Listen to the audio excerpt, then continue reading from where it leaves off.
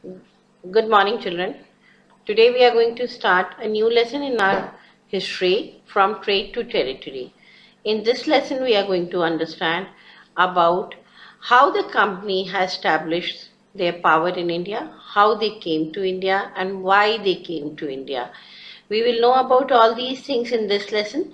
So let's begin our lesson. Let us learn about how the British rule began in India. After the death of Aurangzeb in 1707, we see that Mughal rulers lost its power in India. They lost their glory.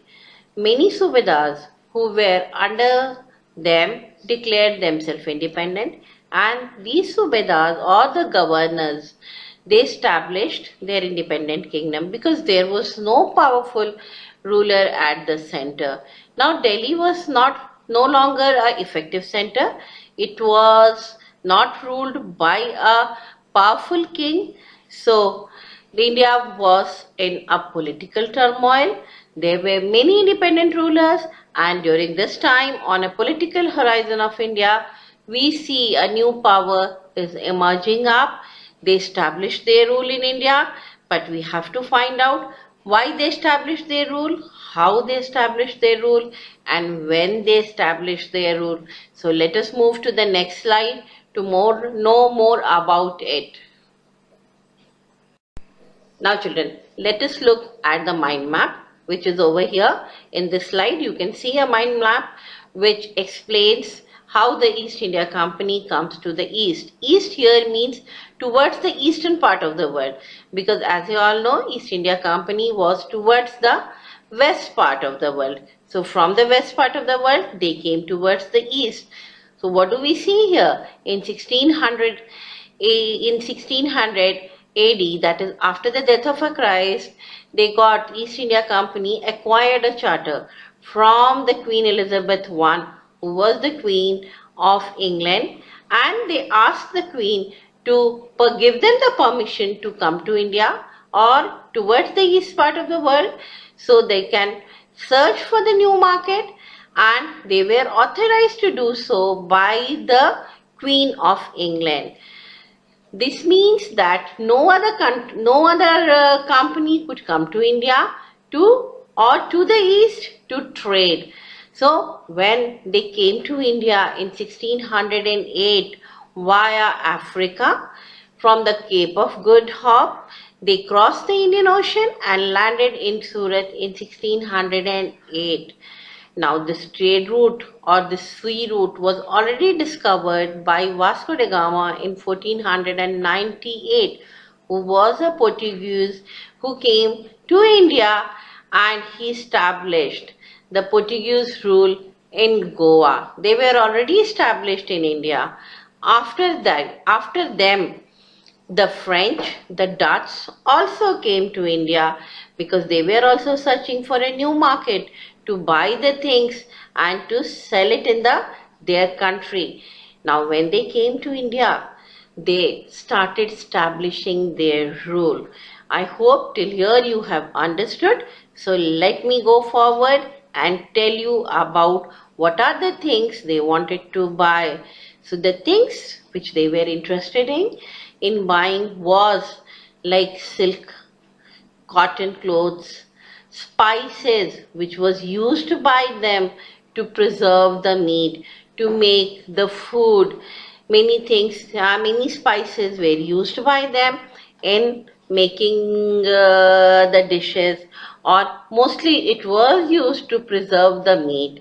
Now all these things were in a great demand, and it was being sold in India at a very low price. Here these companies used to buy the things at a low price and to sell it in their market at a very high price. They were making profits from this, and all these things led to the trade war between these trading companies. Now when these trading companies started competing with each other, they started buying the goods at their own price, and whoever was able to pay more, used to get more items, more things in the quantity. Now, because of this, a fierce battle started taking place in between them. And when the battle was being held between them, they started destroying the ships. They started blocking the shipway. They did not let them come to India. All these things, the sea war was taking place in the oceans and in the sea. And for this now they required lots and lots of arms which they started bringing from their country. And this, due to this, there was lot of problem between the companies. Now the companies, all the European companies, because they have already established in India, they have established their offices, they have established their settlements in India, so they started taking the help of the local rulers. Now they started fortifying the settlement. The warehouses, big warehouses were made, and then what do we see here? That the trade became a part of, or we can say the politics became a part of a trade. Trade cannot be done without the help of the politics, and all these companies, they started taking the help and the favor from the local rulers. I hope you have understood up to here. Then let me show you in my next slide the trade route to India, which will help you to understand how and from where they came from England out to the other European countries, which was the route taken by them and how they came here. Okay, so let's move to the next slide and see that. As you all can see in this slide, there is a map which is being shown over here. You can see the trade route. You can see that the ships which has started from the British Island, they have moved toward, they have crossed the Atlantic Ocean, came towards southern part of the world, came towards Africa, crossed St. Helena, then the Cape of the Good Hope, and then they crossed the Indian Ocean, reached towards the Arabian Sea, and landed at Surat in 1608. When they landed in India in 1608, Jahangir was the ruler of India. He was the powerful ruler who was ruling in Delhi. He was a Mughal ruler. Okay, so let's move to the next slide and see how the East India Company had began its trade in Bengal when they came to the Surat. From there they gradually moved to the Bengal. They established their factory and they moved to the Bengal. And how and why the Bengal became a powerful territory of the British. So let's move to the next slide. Let's begin our new slide. Let's understand about this slide. East India Company began trade in Bengal. The first English factory was set up on the bank of River Hooghly in 1651. Now, you must be wondering, what is this factory?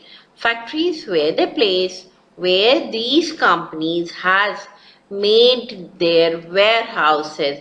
These warehouses where they stored the goods were known as the factory.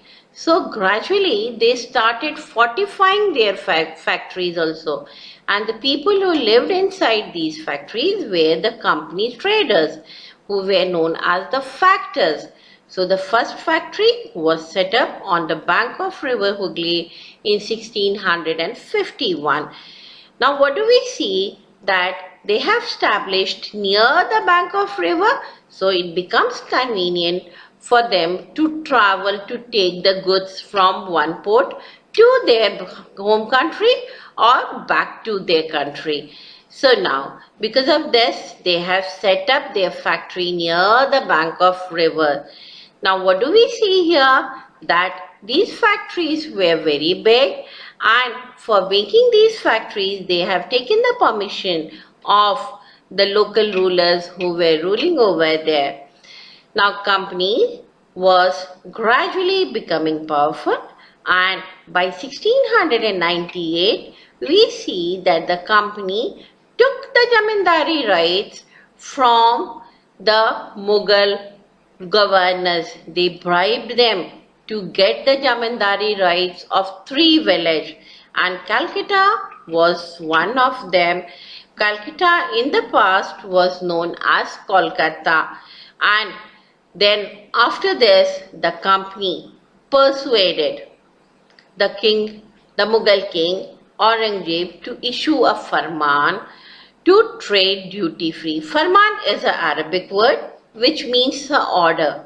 That they got the order from the king Aurangzeb that they can trade in India without paying duty to the king of India. That means they can trade in India without paying the duty. It was a duty-free trade. You must have heard about the duty-free word, children. Now, when the company got all these privileges, they started manipulating. They became now more greedy, and they started manipulating all the privilege that was given to them. Not only the company was manipulating the privilege, the other people, the other traders who were also a part of the company, who were also British, they also started doing the duty-free trade in India. They also stopped paying the duties to the king. Now when they were not paying the duties to the king, it was causing lots and lots of loss to the local rulers. And where it was happening? It was happening in Bengal. So the Bengal Nawab, who was Murshid Ali Khan during that time, he became Murshid Quli Khan, sorry children, he became very angry and he started protesting about it. He started asking the company to pay for the duty, for the trade which they were doing in India. Due to this, the conflict between the Nawab and the company started. So in the next class, when we are going to study, we will study about what was the reason for the conflict, how the conflict became more, and how this trade led to the war. So you can refer to your textbook, you can read your textbook and be prepared. And if you have any questions, you can ask by commenting below, so we can clear the doubt and it can be done. So let's go to the let's go to the next slide and know about it. What is in that slide? Let us recap the topic, whatever we have learned today. So in this slide, we are going to summarize the topic which we have learned today. So now we know that Aurangzeb was the last powerful Mughal ruler. He died in 1707. In the meantime, we see that in 1600, East India Company, which was a trading company, they acquired a charter to trade solely in the East. And who gave this charter to them? Queen Elizabeth I, who was the ruler of England at that time. They came to India via Africa, which was already discovered. The sea route was already discovered by Vasco da Gama in 1498. Vasco da Gama was a Portuguese. He came to India. He established his he established his company in India in Goa. So after the Portuguese, the Dutch, the French also came along with the British to India. The British landed at Surat in 1608. All these companies came to India to do the trading because all of them were the trading company. They wanted to buy silk, they wanted to buy cotton and the spices which was used by them. Now because all the countries, all the companies were interested in buying the same thing, so the trade war between them started, and this trade war became very fierce between these companies, and finally we see British emerging as a powerful company among all these things. The first English factory was set up on the bank of River Hooghly in 1651, and after this we say that in 1698 company got the jamindari rights of 3 villages, and company started manipulating the existing privilege which was given to them. Due to all these greediness of the company and the loss of revenue by the Nawab of Bengal, the conflict between the company and the local rulers of Bengal started, which we will do in the next lesson. So, and after this, children, there are 2 more slides of your assignment which you will see, and you will do all these assignments in your notebook. Write the name of the chapter, fill the index, write the date, and then give a heading day 1, and then start writing the assignment. So in the today's assignment, there are 4 multiple choice questions. You will be doing it, and then there are few question and answers. You will be doing it, and in the end you will do 1 map work. You can refer to the slide number 4 for your map work. Do the work, complete it, paste the map in the notebook, and submit your notebook once the school reopens. Thank you very much.